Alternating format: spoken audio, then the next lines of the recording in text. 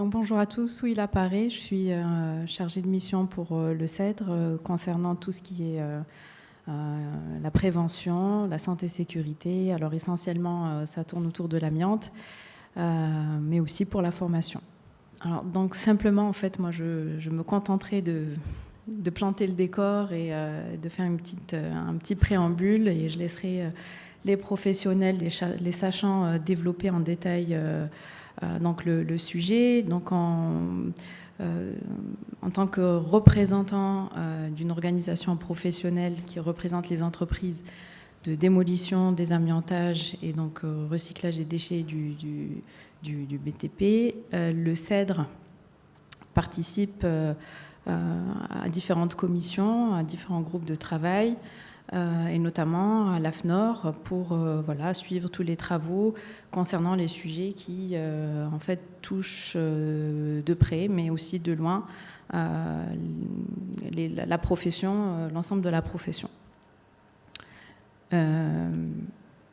Donc en préambule au sujet d'aujourd'hui, je souhaitais en fait rappeler qu'il est de la responsabilité de l'entreprise de protéger la santé et la sécurité de ses salariés, mais aussi de l'environnement.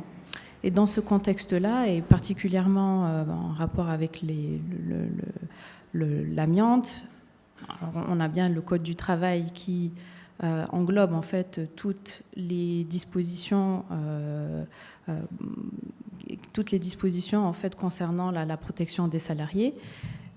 Et on a la réglementation amiante qui vient préciser toutes les dispositions spécifiques à l'amiante.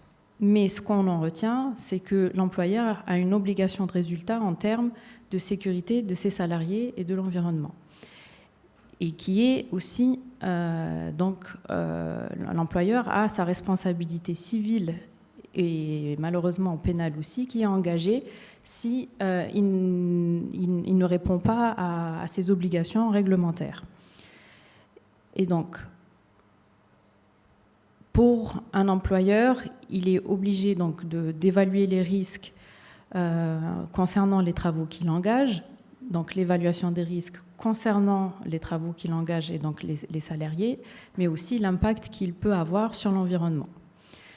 Et donc particulièrement à l'amiante, nous savons bien, j'imagine qu'on parle à un public averti concernant le désamiantage, donc on le sait bien que les travaux de désamiantage sont plutôt centrés sur l'évaluation des risques concernant les empoussièrements des processus qu'on met en œuvre. Et donc le processus, donc le matériau qu'on doit retirer, la technique qu'on emploie, plus les moyens de protection collective.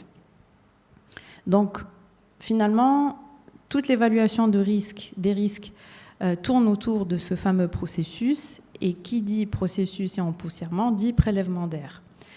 Et quand on parle de prélèvement d'air, on parle de stratégie d'échantillonnage. Et quand on parle de stratégie d'échantillonnage, on parle de normes et de guides d'application qu'on va ensuite détailler par la suite.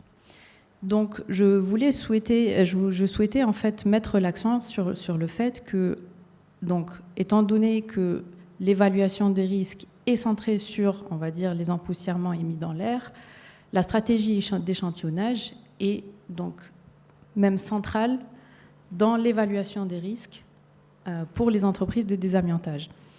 Et donc, on estime à peu près à 30%, que le budget concernant la métrologie s'élève à peu près à 30% des budgets consacrés aux travaux de désamiantage. Donc on voit qu'il y a un enjeu évidemment sécuritaire, etc., parce qu'il faut être au plus près, il faut avoir une évaluation des risques juste, mais on comprend aussi qu'il y a un enjeu économique non négligeable pour les entreprises de désamiantage. Donc il faut évidemment évaluer le risque correctement, mais il faut aussi le faire de manière pertinente à la fois donc, pour la protection de ses salariés et de l'environnement, mais aussi avec cet enjeu économique qui est non négligeable. Et donc on le verra par la suite, que le fascicule de documentation 46033, qui est en fait la nouvelle version de l'ancien guide de GAX 46033, détaille détaille techniquement les différentes mesures qu'on peut avoir avant les travaux, pendant les travaux, en fin de travaux, mais aussi l'environnement du chantier pour s'assurer qu'on n'émet pas de pollution. Donc je souhaitais juste finir par dire qu'effectivement, donc pour les travaux de désamiantage, on parle d'amiante, donc c'est le risque le plus anxiogène, mais il ne faut pas oublier qu'il y a d'autres risques, les risques qui sont en lien avec le chantier. On parle de risques de hauteur, de chute électrique, etc., qui sont aussi à évaluer, évidemment, et qui sont tout aussi importants que le risque amiante.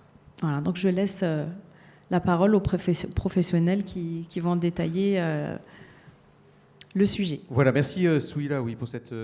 voilà, il a été coordonné.